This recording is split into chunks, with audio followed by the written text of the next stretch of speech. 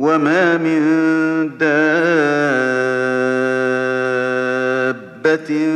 في الأرض إلا على الله رزقها ويعلم مستقرها ومستودعها كل في كتاب مبين وهو الذي خلق السماوات والأرض في 6 أيام وكان عرشه على الماء ليبلوكم أيكم أحسن عملا ولئن قلت إنكم مبعوثون من بعد الموت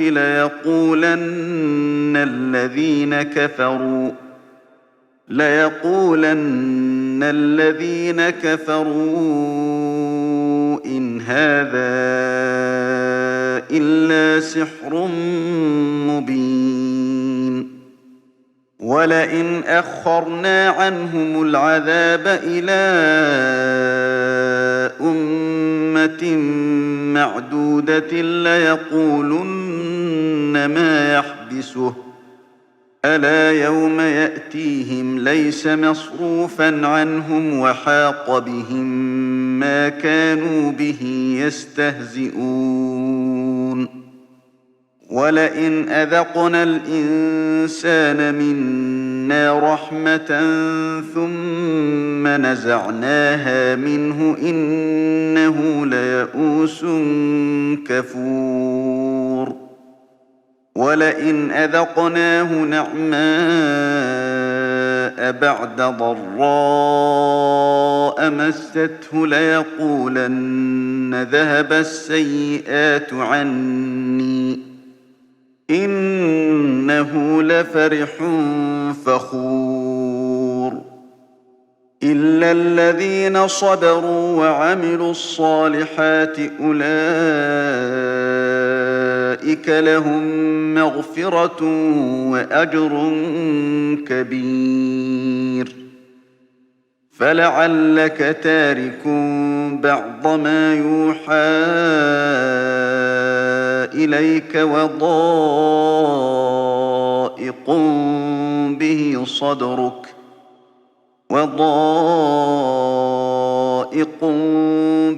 صدرك أن يقولوا لولا أنزل عليه كنز أو جاء معه ملك إنما أنت نذير والله على كل شيء وكيل أم يقولون افتراه قل فأتوا بعشر سور مثله مفتريات وادعوا من استطعتم من دون الله إن كنتم صادقين فإن لم يستجيبوا لكم فاعلموا أنما أنزل بعلم الله وأن لا إله إلا هو فهل أنتم مسلمون من كان يريد الحياة الدنيا وزينتها نوف إليهم أعمالهم فيها وهم فيها لا يبخسون أولئك الذين ليس لهم في الآخرة إلا النار وحبط ما صنعوا فيها وباطل ما كانوا يعملون أفمن كان على بينة من ربه ويتلوه شاهد منه ومن قبله كتاب موسى إماما ورحمة أولئك يؤمنون به ومن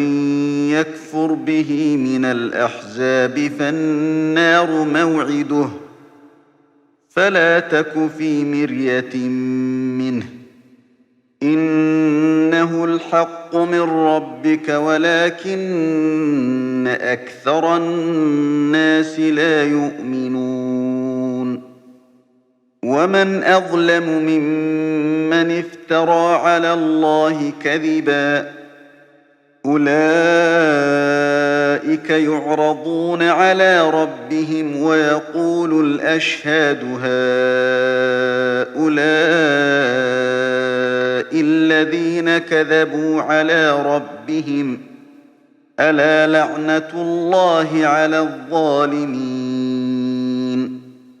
الذين يصدون عن سبيل الله ويبغونها عوجا وهم بالآخرة هم كافرون أولئك لم يكونوا معجزين في الأرض وما كان لهم من دون الله من أولياء يضاعف لهم العذاب ما كانوا يستطيعون السمع وما كانوا يبصرون أولئك الذين خسروا أنفسهم وضل عنهم ما كانوا يفترون لا جرم أنهم في الآخرة هم الأخسرون إن الذين آمنوا وعملوا الصالحات وأخبتوا إلى ربهم أولئك أصحاب الجنة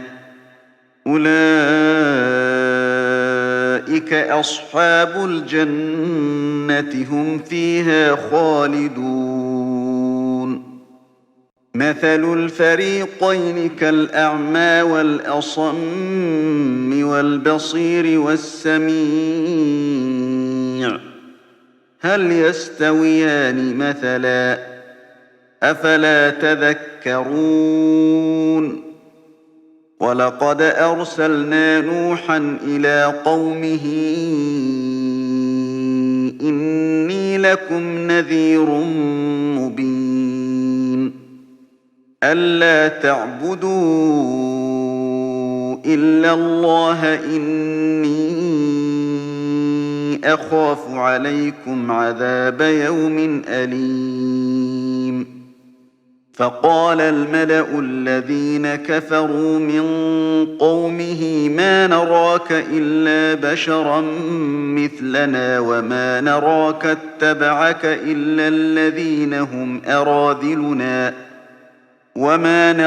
اتبعك إلا الذين هم أراذلنا بادي الرأي وما نرى لكم علينا من فضل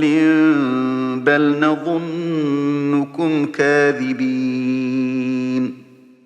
قال يا قوم أرأيتم إن كنت على بينة من ربي وآتاني رحمة من عنده فعميت عليكم أنلزمكموها وأنتم لها كارهون ويا قوم لا أسألكم عليه مالا إن أجري إلا على الله وما أنا بطارد الذين آمنوا إنهم ملاقو ربهم ولكني أراكم قوما تجهلون ويا قوم من ينصرني من الله إن طردتهم أفلا تذكرون ولا أقول لكم عندي خزائن الله ولا أعلم الغيب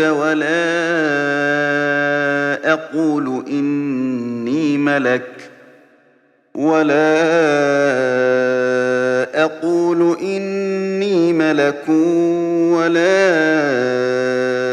أقول للذين تزدري أعينكم لن يؤتيهم الله خيرا الله أعلم بما في أنفسهم إني إذا لمن الظالمين قالوا يا نوح قد جادلتنا فأكثرت جدالنا فأتنا بما تعدنا إن كنت من الصادقين قال إنما يأتيكم به الله إن شاء وما أنتم بمعجزين ولا ينفعكم نصحي إن أردت أن أنصح لكم إن كان الله يريد أن يغويكم هو ربكم وإليه ترجعون أم يقولون افتراه قل إن افتريته فعلي إجرامي وأنا بريء مما تجرمون وأوحي إلى نوح أنه لن يؤمن من قومك إلا من قد آمن فلا تبتئس بما كانوا يفعلون واصنع الفلك بأعيننا ووحينا ولا تخاطبني في الذين ظلموا إنهم مغرقون ويصنع الفلك وكلما مر عليه ملأ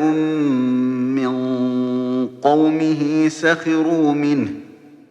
قال إن تسخروا منا فإنا نسخر منكم كما تسخرون فسوف تعلمون من يأتيه عذاب يخزيه ويحل عليه عذاب مقيم حتى إذا جاء أمرنا وفارت النور قل نحمل فيها من كل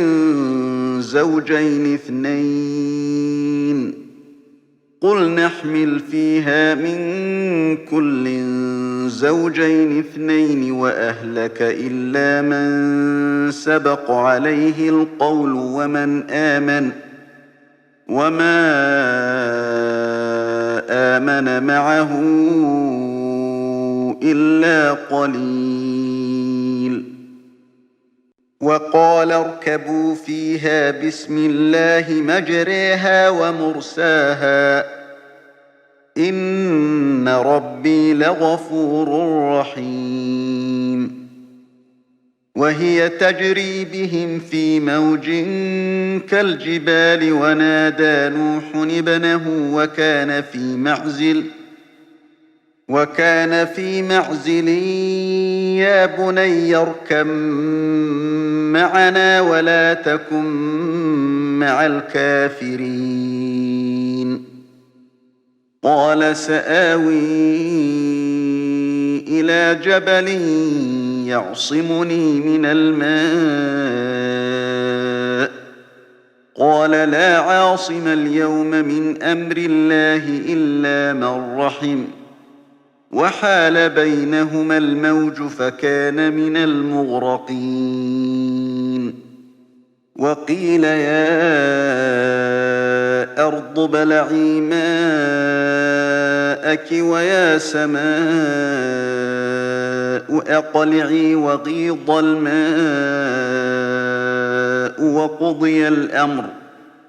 وقضي الأمر واستوت على الجودي وقيل بعدا للقوم الظالمين. ونادى نوح ربه فقال رب إن بني من أهلي وإن وعدك الحق وأنت أحكم الحاكمين. قال يا نوح إنه ليس من أهلك إنه عمل غير صالح فلا تسألني ما ليس لك به علم إني أعظك أن تكون من الجاهلين. قال رب إني أعوذ بك أن أسألك ما ليس لي به علم وإلا تغفر لي وترحمني أكن من الخاسرين. قيل يا نوح اهبط بسلام منا وبركات عليك وعلى ممن معك وأمم سنمتعهم ثم يمسهم منا عذاب أليم. تلك من أنباء الغيب نوحيها إليك ما كنت تعلمها أنت ولا قومك من قبل هذا فاصبر إن العاقبة للمتقين. وإلى عاد أخاهم هودا قال يا قوم اعبدوا الله ما لكم من إله غيره إن أنتم إلا مفترون. يا قوم لا أسألكم عليه أجرا إن أجري إلا على الذي فطرني أفلا تعقلون. ويا قوم استغفروا ربكم ثم توبوا إليه يرسل السماء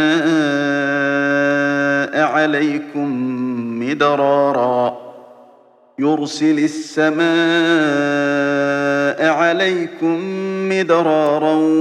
ويزدكم قوة إلى قوتكم ولا تتولوا مجرمين. قالوا يا هود ما جئتنا ببينة وما نحن بتاركي آلهتنا عن قولك وما نحن لك بمؤمنين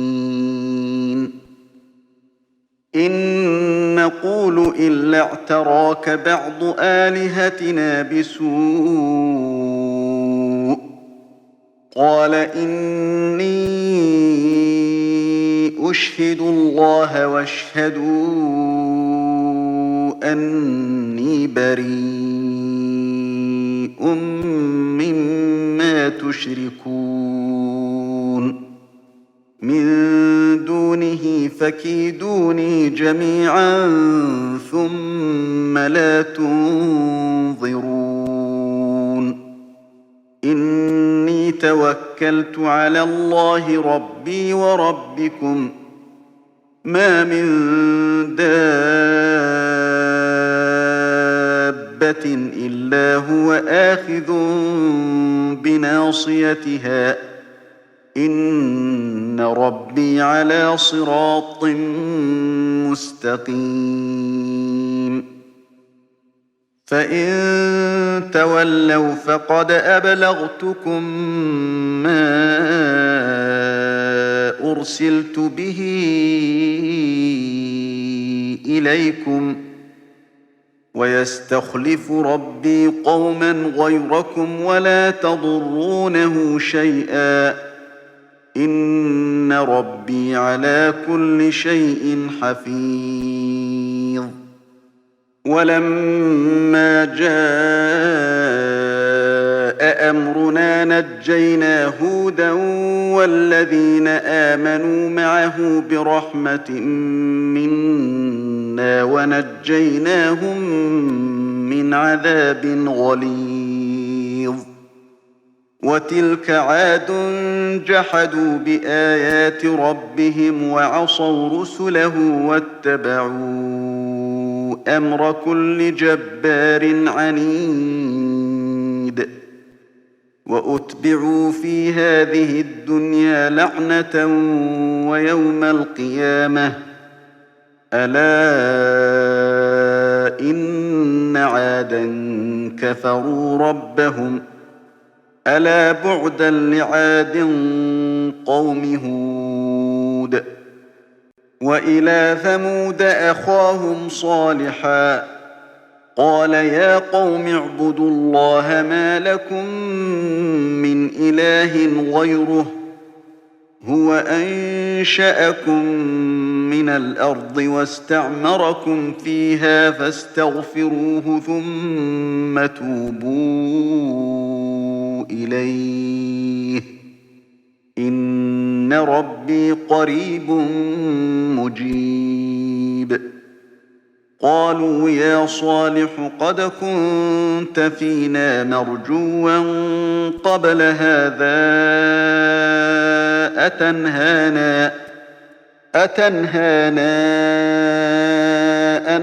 نعبد ما يعبد آباؤنا وإننا لفي شك مما تدعونا إليه مريب. قال يا قوم أرأيتم إن كنت على بينة من ربي وآتاني منه رحمة فمن ينصرني من الله إن عصيته فما تزيدونني غير تخسير. ويا قوم هذه ناقة الله لكم آية فذروها تأكل في أرض الله ولا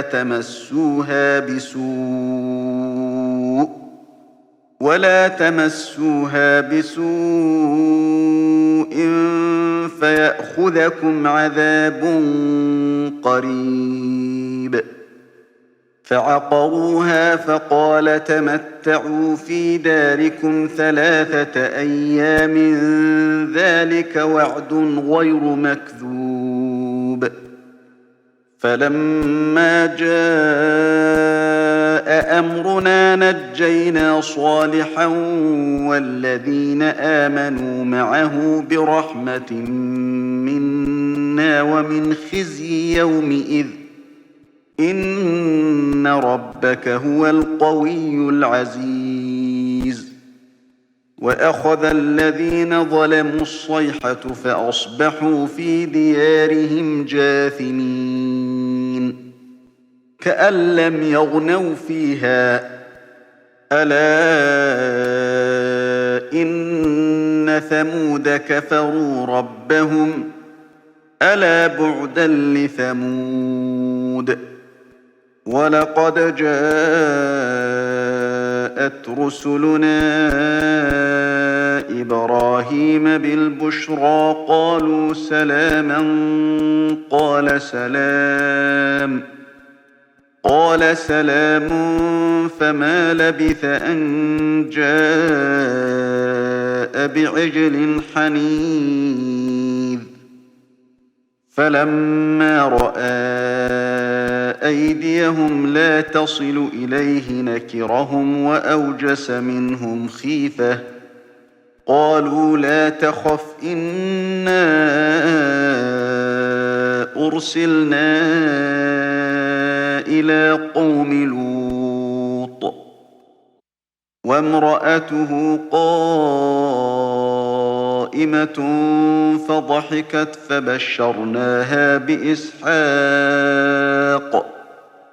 فبشرناها بإسحاق ومن وراء إسحاق يعقوب قالت يا ويلتى أألد وأنا عجوز وهذا بعلي شيخا إن هذا لشيء عجيب قالوا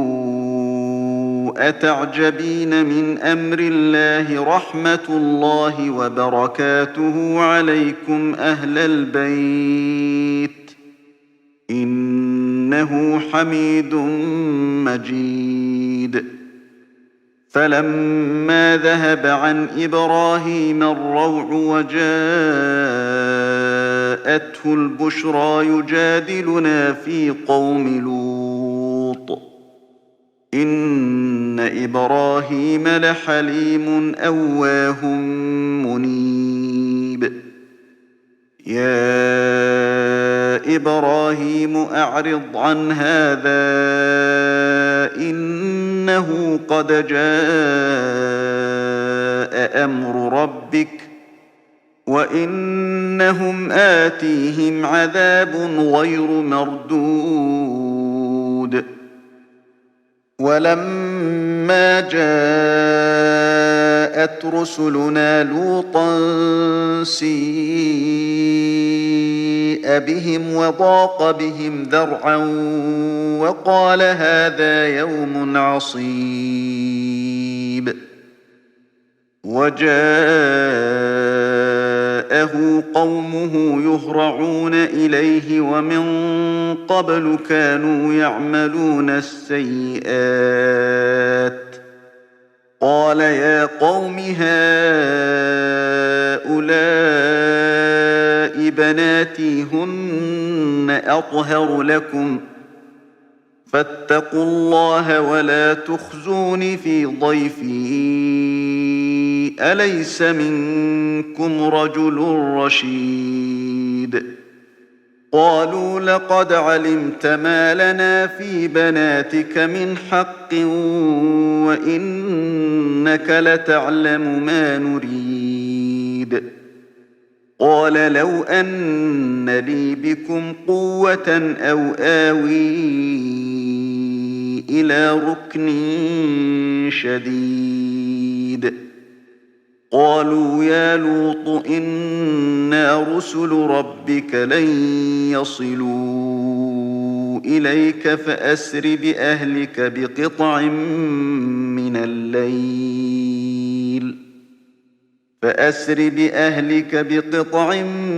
من الليل ولا يلتفت منكم أحد إلا امرأتك إنه مصيبها ما أصابهم إن موعدهم الصبح أليس الصبح بقريب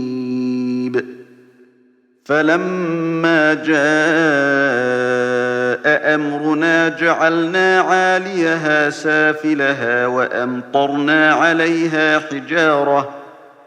وأمطرنا عليها حجارة من سجيل منضود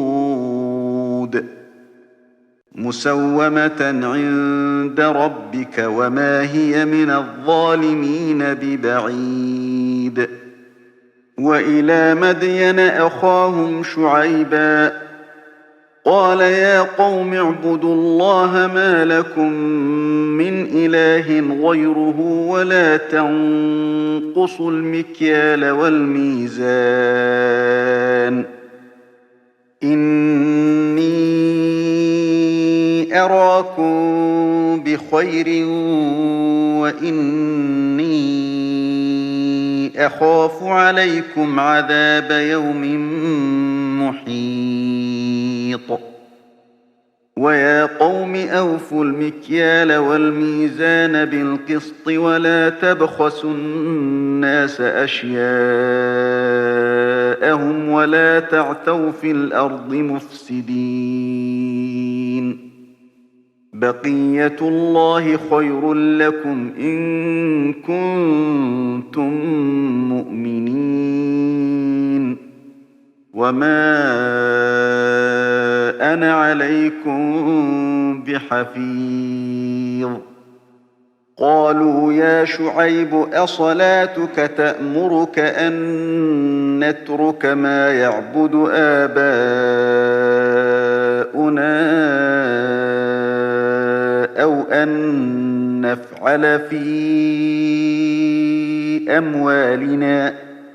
أو أن نفعل في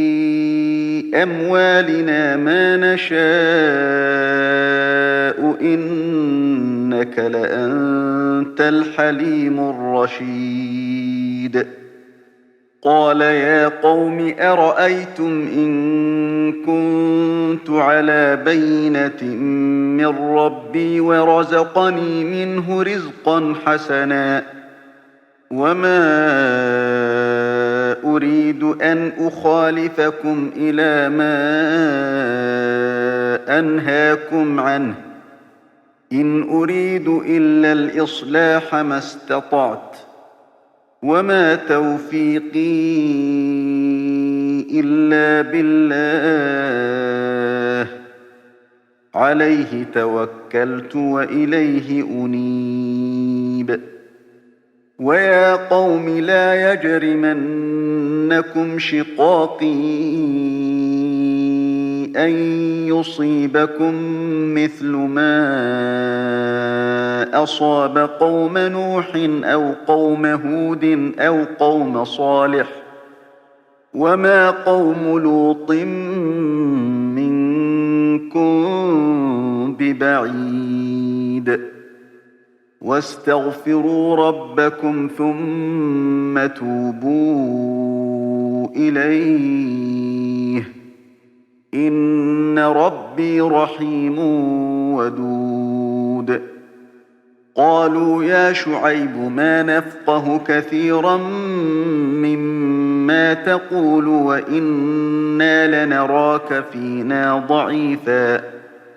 وإنا لنراك فينا ضعيفا ولولا رهطك لرجمناك وما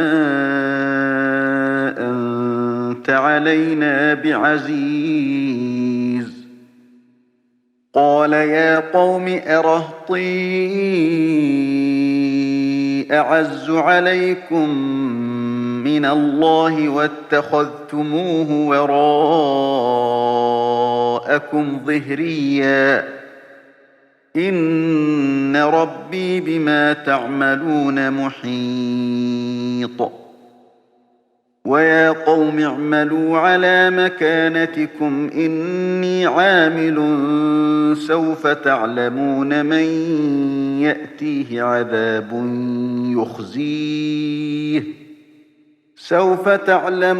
من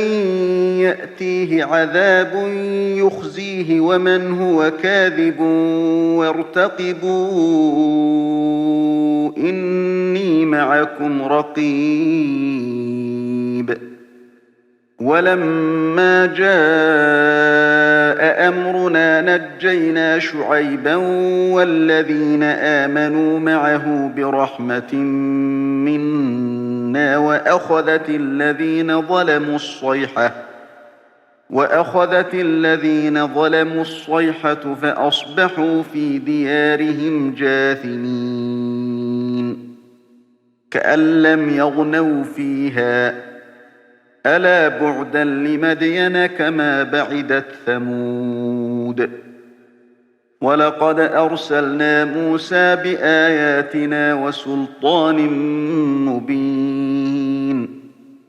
إلى فرعون وملئه فاتبعوا أمر فرعون وما أمر فرعون برشيد يقدم قومه يوم القيامة فأوردهم النار وبئس الورد المورود وأتبعوا في هذه لعنة ويوم القيامة بئس الرفد المرفود ذلك من أنباء القرى نقصه عليك منها قائم وحصيد وما ظلمناهم ولكن ظلموا أنفسهم فما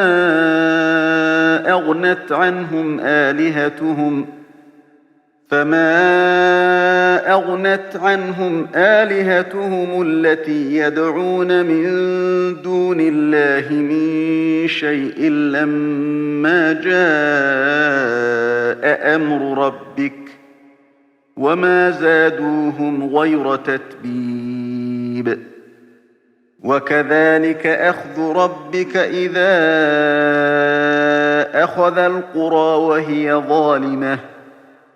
إن أخذه أليم شديد إن في ذلك لآية لمن خاف عذاب الآخرة ذلك يوم مجموع له الناس وذلك يوم مشهود وما نؤخره إلا لأجل معدود يوم يأتي لا تكلم نفس إلا بإذنه فمنهم شقي وسعيد فأما الذين شقوا ففي النار لهم فيها زفير وشهيق خالدين فيها ما دامت السماوات والأرض إلا ما شاء ربك إن ربك فعال لما يريد وأما الذين سعدوا ففي الجنة خالدين فيها ما دامت السماوات والأرض إلا ما شاء ربك عطاء غير مجذوذ فلا تك في مرية مما يعبد هؤلاء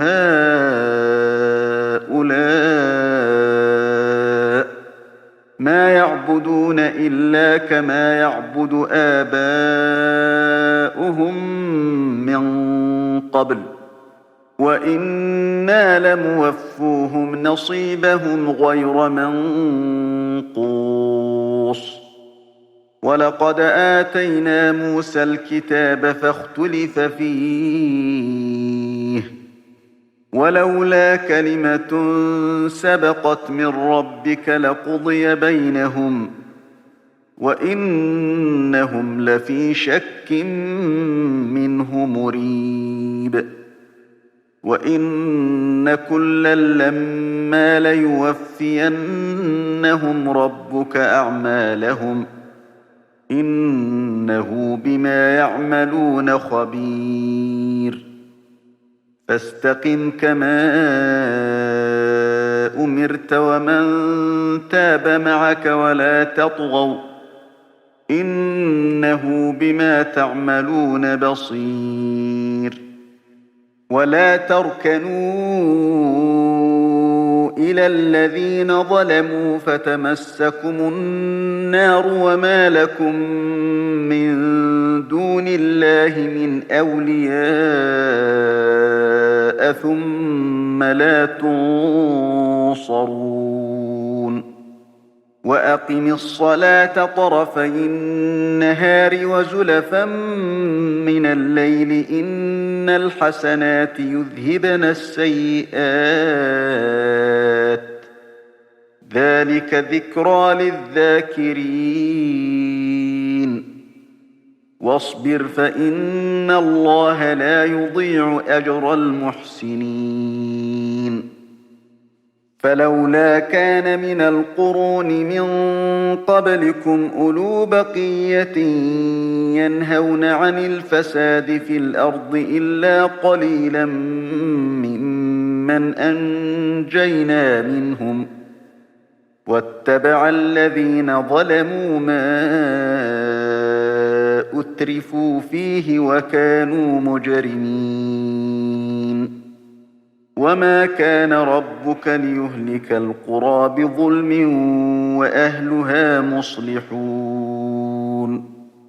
ولو شاء ربك لجعل الناس أمة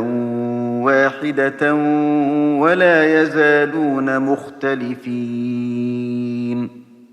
إلا من رحم ربك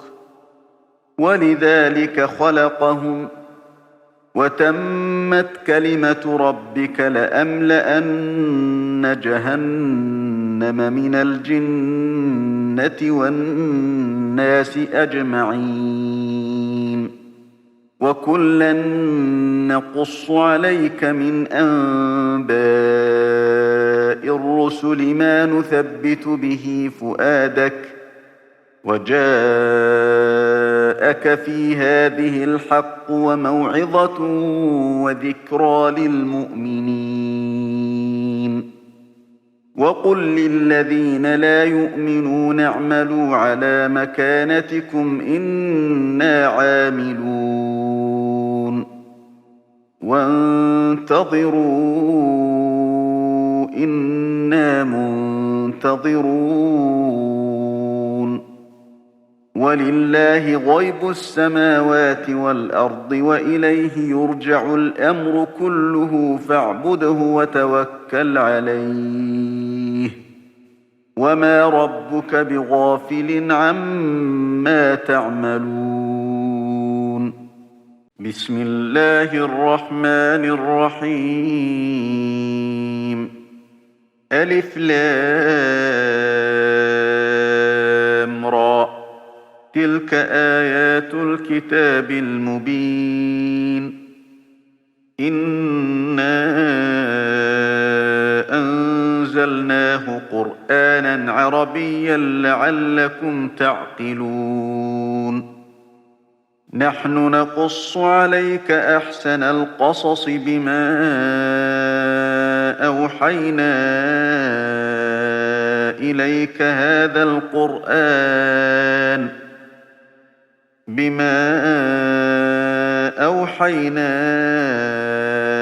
إليك هذا القرآن وإن كنت من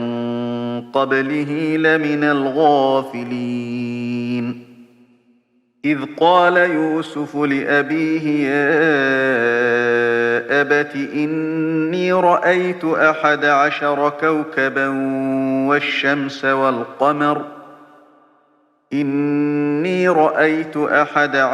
كوكبا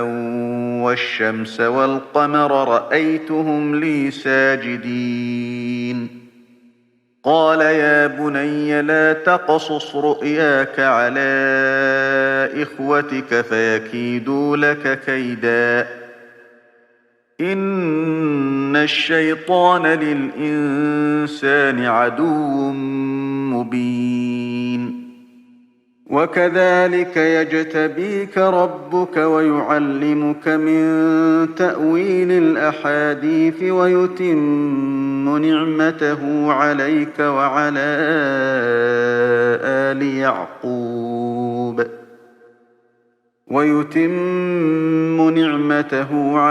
وعلى آل يعقوب كما أتمها على أبويك من قبل إبراهيم وإسحاق إن ربك عليم حكيم لقد كان في يوسف وإخوته آيات للسائلين إذ قالوا ليوسف وأخوه أحب إلى أبينا منا ونحن عصبة ونحن عصبة إن أبانا لفي ضلال مبين اقتلوا يوسف أو اطرحوه أرضا يخل لكم وجه أبيكم وتكونوا من بعده قوما صالحين قال قائل منهم لا تقتلوا يوسف وألقوه في غيابة الجب يلتقطه بعض السيارة إن كنتم فاعلين قالوا يا أبانا ما لك لا تأمننا على يوسف وإنا له لناصحون أرسله معنا غدا يرتع ويلعب وإنا له لحافظون قال إني ليحزنني أن تذهبوا به وأخاف أن يأكله الذئب وأنتم عنه غافلون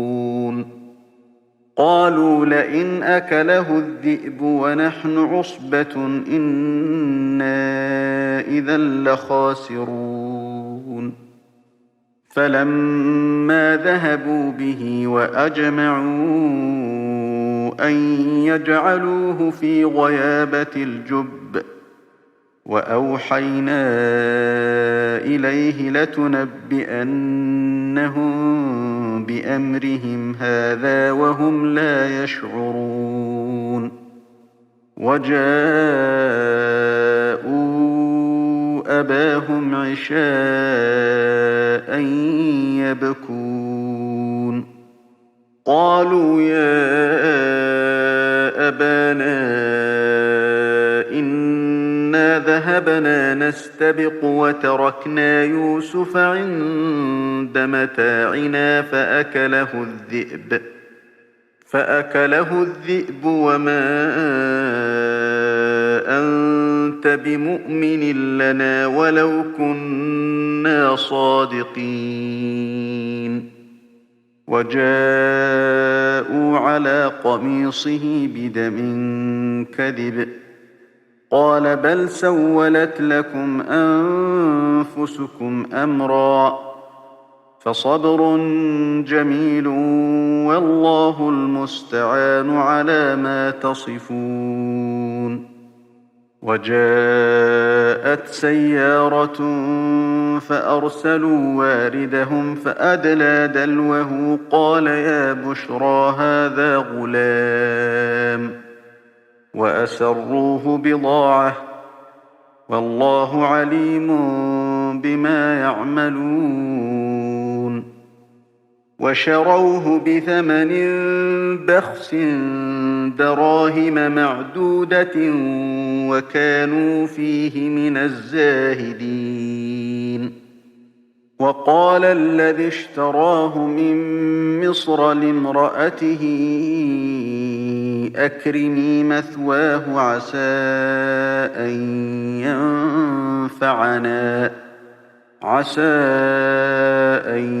ينفعنا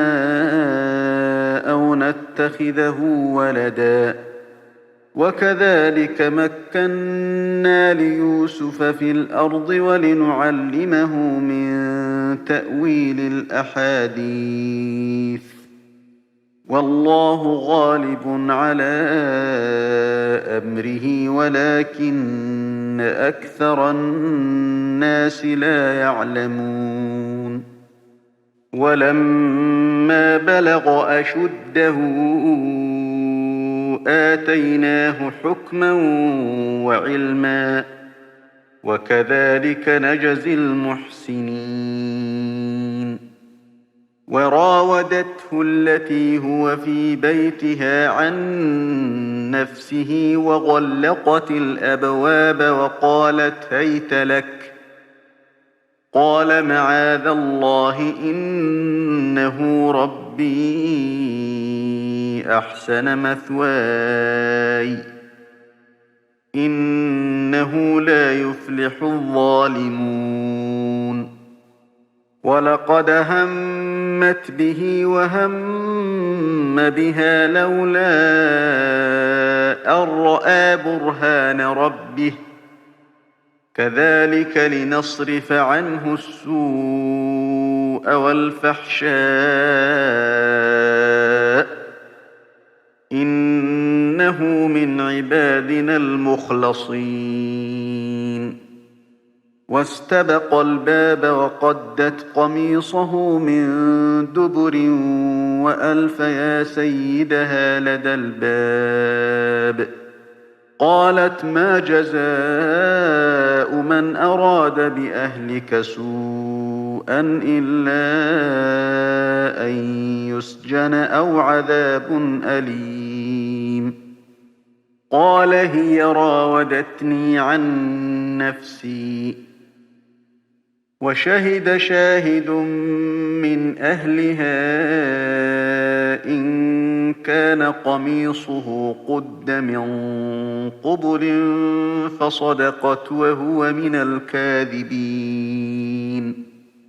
وإن كان قميصه قد من دبر فكذبت وهو من الصادقين فلما رأى قميصه قد من دبر قال إنه من كيدكن إن كيدكن عظيم يوسف أعرض عن هذا واستغفري لذنبك إنك كنت من الخاطئين وقال نسوة في المدينة امرأة العزيز تراود فتاها عن نفسه قد شغفها حبا إنا لنراها في ضلال مبين فلما سمعت بمكرهن أرسلت إليهن وأعتدت لهن متكئا وآتت كل واحدة منهن سكينا وقالت اخرج عليهن فلما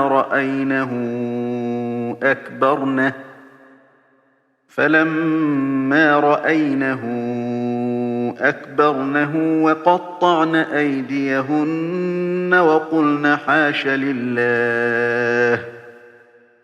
وقلن حاش لله ما هذا بشرا إن هذا إلا ملك كريم قالت فذلكن الذي لمتنني فيه ولقد راودته عن نفسه فاستعصم ولئن لم يفعل ما آمره ليسجنن وليكونن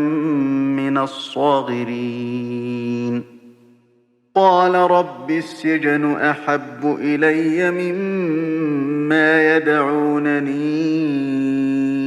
إليه وإلا تصرف عني كيدهن أصب إليهن وأكن من الجاهلين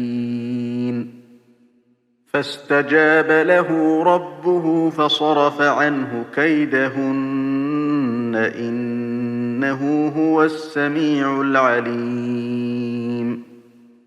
ثم بدا لهم من بعد ما رأوا الآيات ليسجننه حتى حين ودخل معه السجن فتيان قال أحدهما إني أراني أعصر خمرا وقال الآخر إني أراني أحمل فوق رأسي خبزا تأكل الطير منه نبئنا بتأويله إنا نراك من المحسنين قال لا يأتيكما طعام ترزقانه إلا نبأتكما بتأويله قبل أن يأتيكما ذلكما مما علمني ربي إني تركت ملة قوم لا يؤمنون بالله وهم بالآخرة هم كافرون واتبعت ملة آبائي إبراهيم وإسحاق ويعقوب ما كان لنا أن نشرك بالله من شيء ذلك من فضل الله علينا وعلى الناس ولكن أكثر الناس لا يشكرون يا صاحبي السجن أأرباب متفرقون خير أم الله الواحد القهار ما تعبدون من دونه إلا أسماء سميتموها أنتم وآباؤكم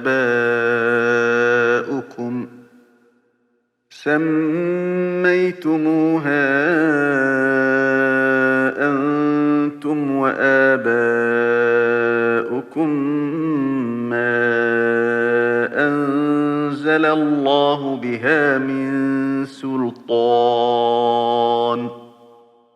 إن الحكم إلا لله أمر ألا تعبدوا إلا إياه ذلك الدين القيم ولكن أكثر الناس لا يعلمون يا صاحبي السجن أما أحدكما فيسقي ربه خمرا وأما الآخر فيصلب فتأكل الطير من رأسه قضي الأمر الذي فيه تستفتيان وقال للذي ظن أنه ناج منهم اذكرني عند ربك فأنساه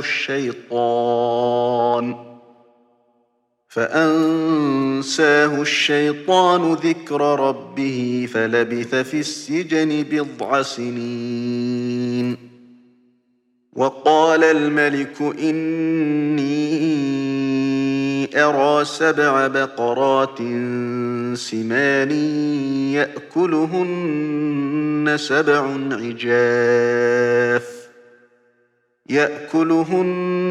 7 عجاف و7 سنبلات خضر وأخر يابسات يا أيها الملأ أفتوني في رؤياي إن كنتم للرؤيا تعبرون قالوا أضغاث أحلام وما نحن بتأويل الأحلام بعالمين وقال الذي نجا منهما وادكر بعد أمة أنا أنبئكم بتأويله فأرسلون يوسف أيها الصديق أفتنا في 7 بقرات سمان يأكلهن 7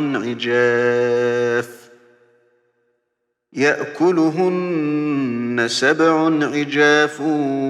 وسبع سنبلات خضر وأخر يابسات لعلي أرجع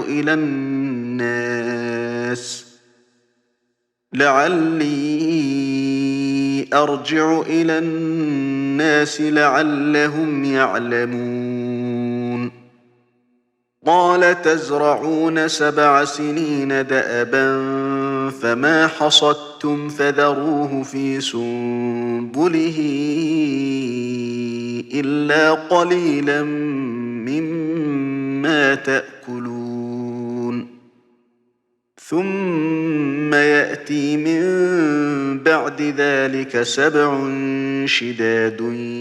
يأكلن ما قدمتم لهن إلا قليلا مما تحصنون ثم يأتي من بعد ذلك عام فيه يغاث الناس وفيه يعصرون وقال الملك ائتوني به فلما جاءه الرسول قال ارجع إلى ربك فاسأله ما بال النسوة اللاتي قطعن أيديهن إن ربي بكيدهن عليم قال ما خطبكن إذ راوتن يوسف عن نفسه قلن حاش لله ما علمنا عليه من سوء قالت امرأة العزيز الآن حصحص الحق أنا راودته عن نفسه وإنه لمن الصادقين ذلك ليعلم أني لم أخنه بالغيب وأن الله لا يهدي كيد الخائنين